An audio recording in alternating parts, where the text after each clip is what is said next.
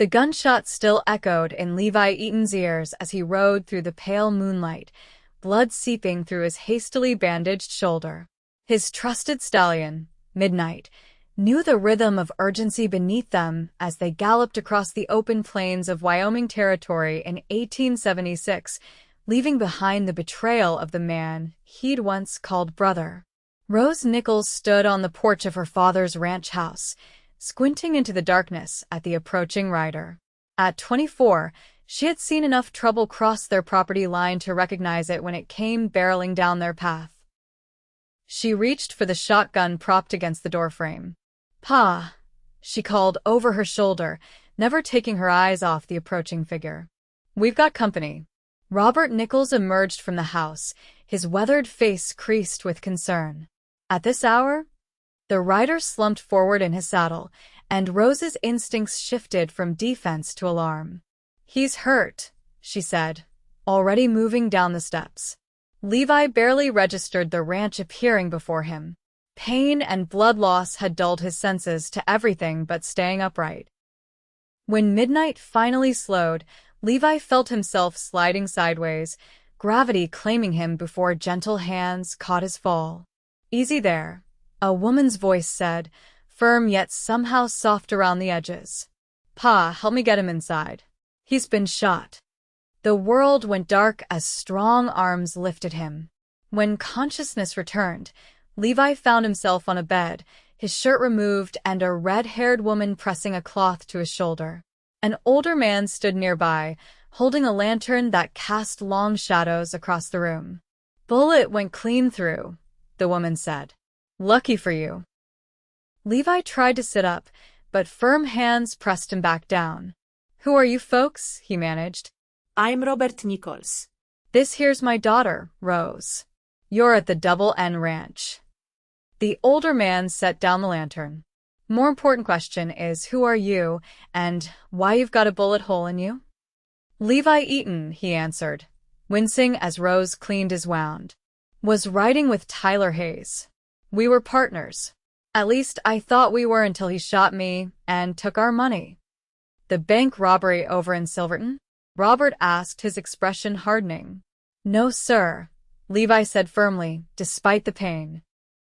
"We were trail hands. Delivered cattle to Cheyenne. Got paid fair and square. Tyler decided my share looked good with his." Rose met his eyes, searching for truth. "Why'd he shoot you if he could have just stolen the money while you slept?" "Because I woke up," Levi answered. "And because dead men don't come looking for revenge." "Well, you're not dead yet," Rose said, reaching for a bottle of whiskey. "This is going to hurt." Levi clenched his teeth as she poured the alcohol over his wound. "I've had worse," he lied. "Sure you have," she replied, the ghost of a smile on her lips. "Pa, I need to stitch him up." Robert nodded. "I'll check on his horse. You need anything, you holler." He gave Levi a stern look. "And you, mister, you try anything with my daughter, shot or not, you'll wish that bullet had finished the job." After her father left, Rose threaded a needle. "He means well." "Seems like a good man," Levi said, watching her work. "I appreciate the help, but I should move on come morning. Tyler might track me here." "With a wound like this?" Rose shook her head. "You won't make it 5 miles. I've caused enough trouble." "You haven't caused any yet," she countered, beginning to stitch his wound. "Though I suspect trouble follows you." Levi didn't answer, just gritted his teeth against the sharp sting of the needle. When she finished, Rose wrapped clean bandages around his shoulder. "Rest now," she instructed.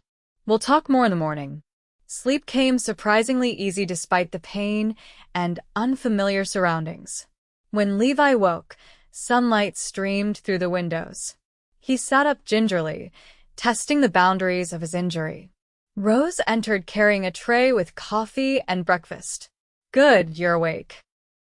Thought you might be hungry." "Thank you," he said genuinely. "For everything."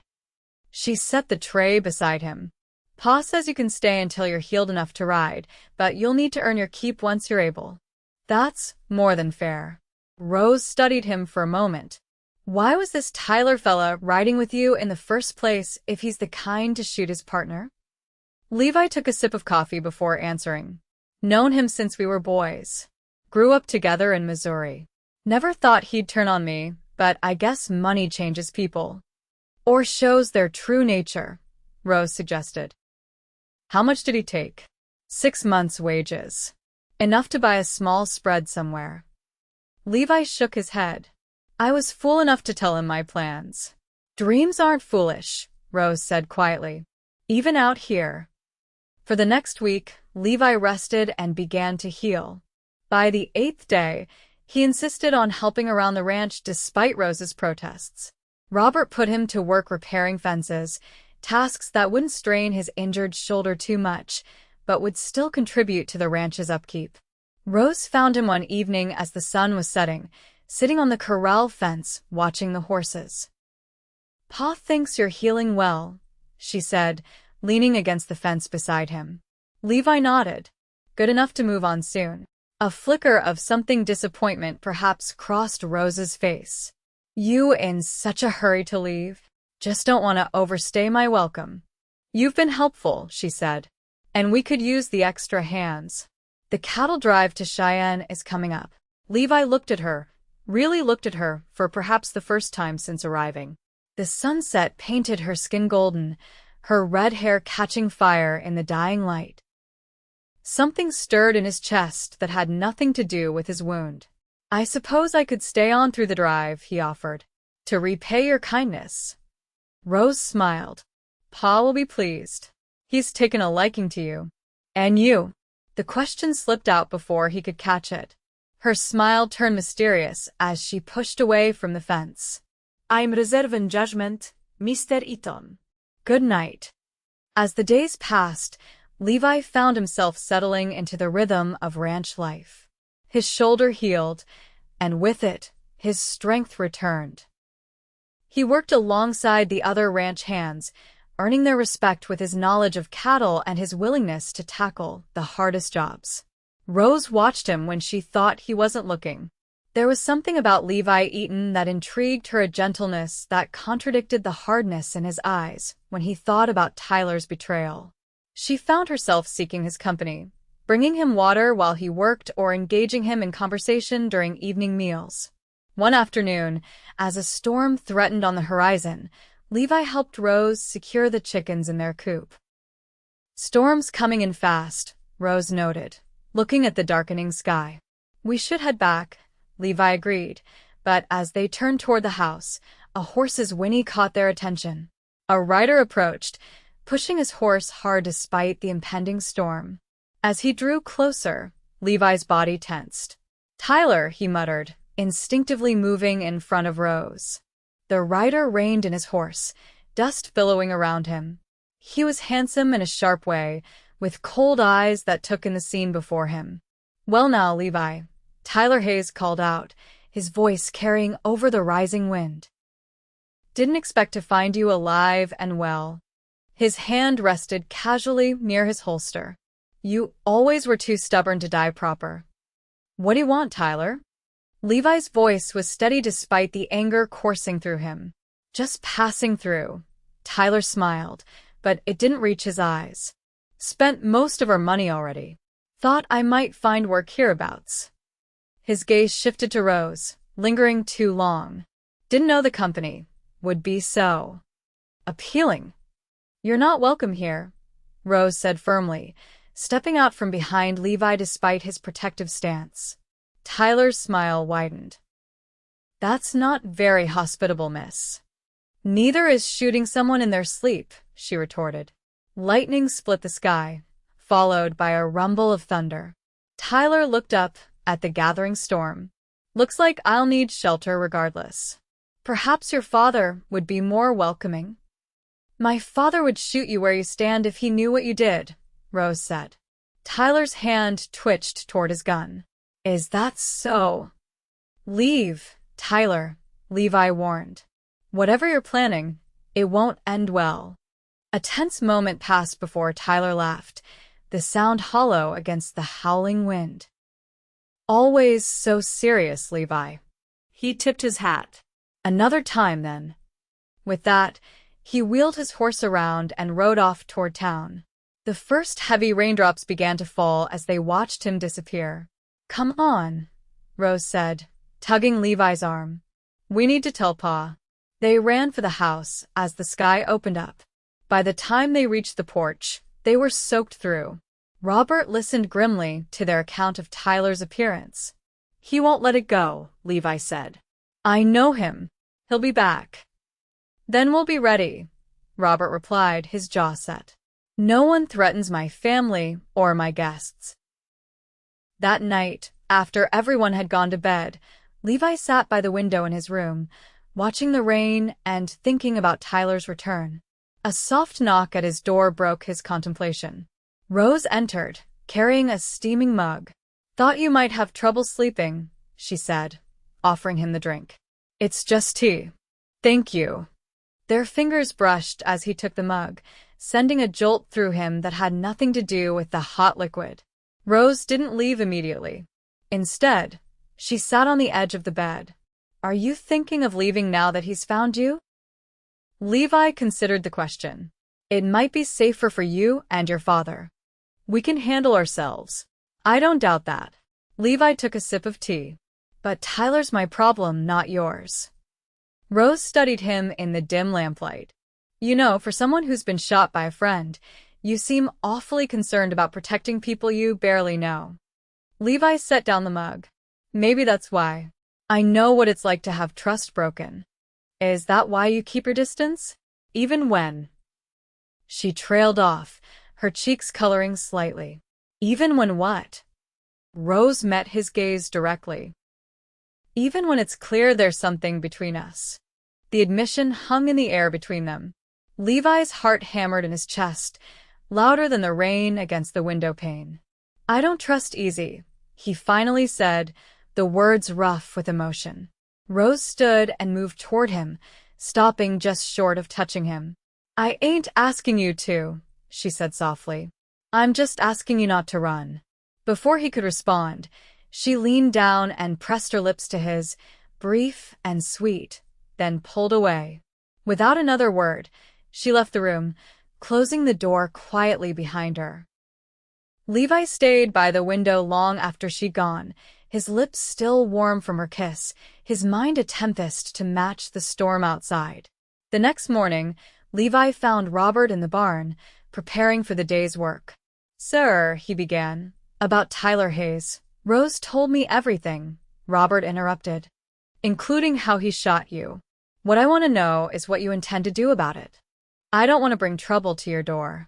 Robert gave a short laugh. "Son, trouble finds its way to every door eventually. The question is whether you face it head-on or run from it." Levi thought about Rose's words from the night before. "I'm not running," he decided aloud. "But I need to handle this my way." "Fair enough," Robert nodded. "Just remember, you're not alone in this anymore." The days that followed held a new tension waiting for Tyler's next move while preparing for the upcoming cattle drive. Levi and Rose circled each other cautiously, their brief moment of connection neither forgotten nor directly addressed again. Word came from town that Tyler had taken a room at the local saloon, making no secret of his presence. He even sent a message to the ranch, inviting Levi to meet him for a drink for old time's sake. "It's a trap," Rose argued when Levi considered going. "Of course it is," Levi agreed. "But ignoring him won't make him go away." "Then I'm coming with you," she insisted. "Absolutely not." "I wasn't asking permission," Rose said, her green eyes flashing with determination.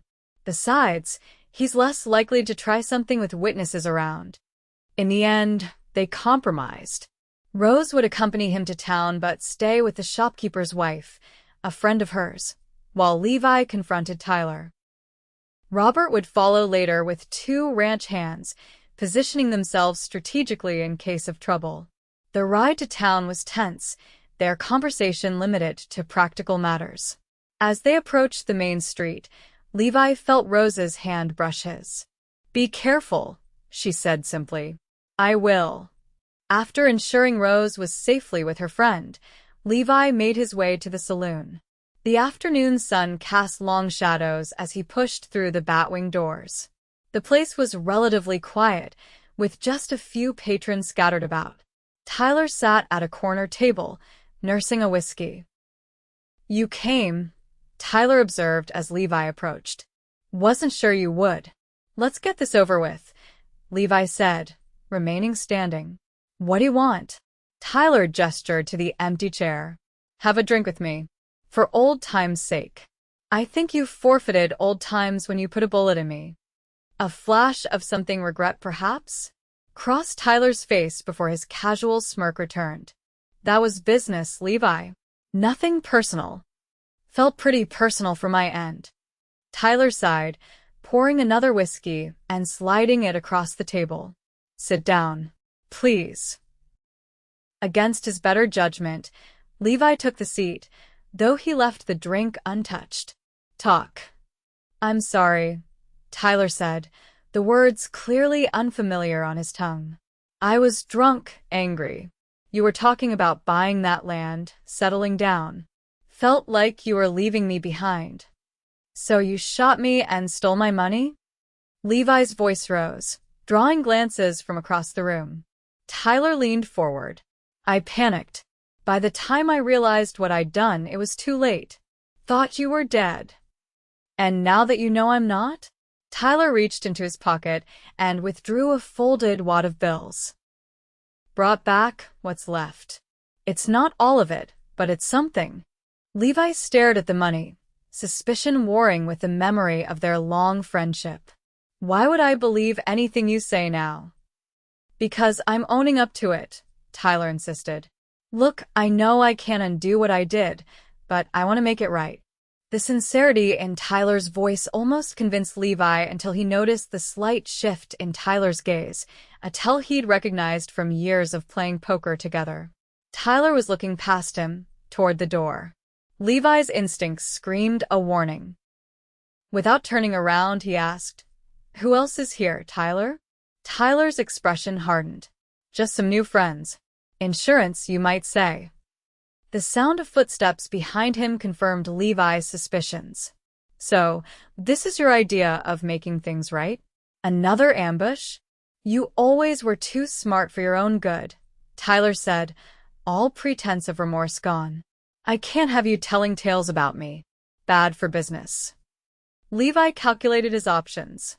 The money on the table was a temptation enough to start over somewhere, but accepting it meant turning his back on what Tyler had done. On who Tyler had become. "Keep your blood money," Levi said, standing slowly. "Whatever happens next is on you." Tyler's hand moved toward his gun, but before he could draw, the saloon doors swung open. Robert Nichols stood framed in the doorway, shotgun in hand, with his ranch hands flanking him. Behind them stood Rose, her own rifle steady in her hands. "Everything all right, Levi?" Robert asked, though his eyes remained fixed on Tyler. The men behind Levi shifted nervously, outmatched and outgunned. "Just having a discussion about trust and betrayal," Levi replied evenly. "Tyler here thinks shooting a man in his sleep is business." Tyler's face flushed with anger. "This isn't over, Levi." "Yes," Rose said, stepping forward. "It is." She addressed the entire saloon. "Tyler Hayes is wanted for attempted murder and theft. There's a reward for his capture." A murmur ran through the room as several patrons rose from their seats, suddenly interested in Tyler and his companions. Tyler's confidence faltered as he realized how quickly the tables had turned.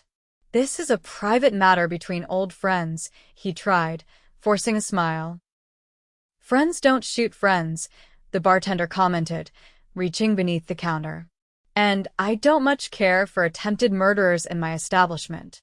Surrounded and outmatched, Tyler made a desperate decision.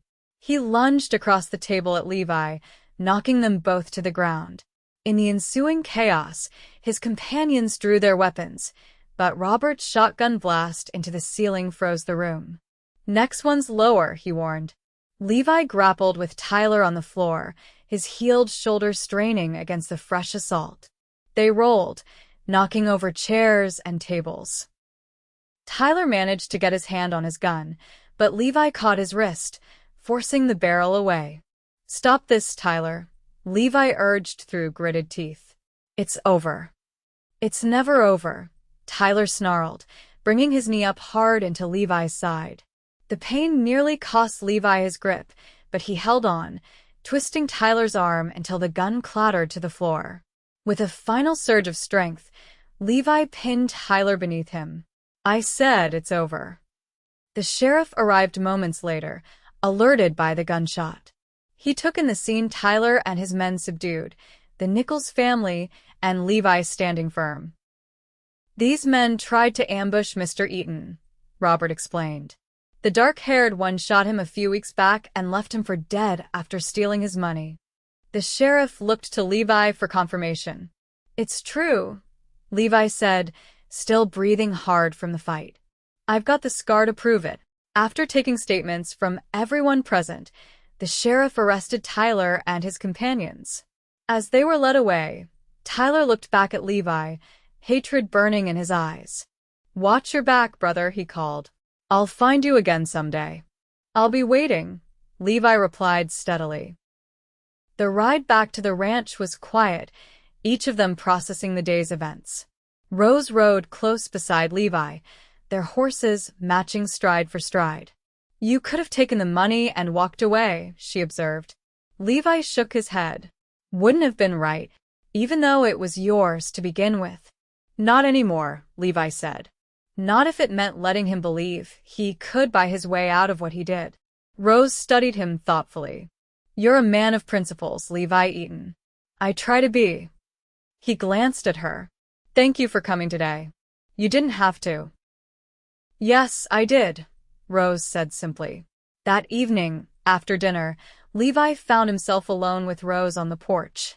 The night was clear, stars stretching endlessly above them, the earlier confrontation with Tyler feeling almost dreamlike in contrast to the peaceful scene. "What will you do now?" Rose asked, breaking the comfortable silence between them. "With Tyler behind bars, you're free to go wherever you please." Levi considered the question, looking out at the land before him, the Double N Ranch stretching toward the horizon. In the weeks he'd spent here, it had begun to feel like something he'd never quite had before, a home. "I was thinking I might stay," he said carefully. "If that's all right with you and your father." Rose turned to face him, hope brightening her eyes. "For the cattle drive?" "Maybe longer," Levi admitted. "I like it here. The work, the land." He hesitated, gathering his courage. "The company." A smile spread across Rose's face, lighting it from within.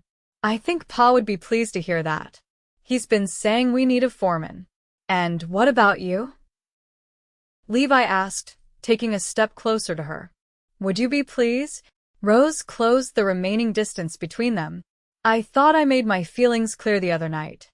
"You did," Levi acknowledged. "But I was too caught up in the past to properly respond." "And now?"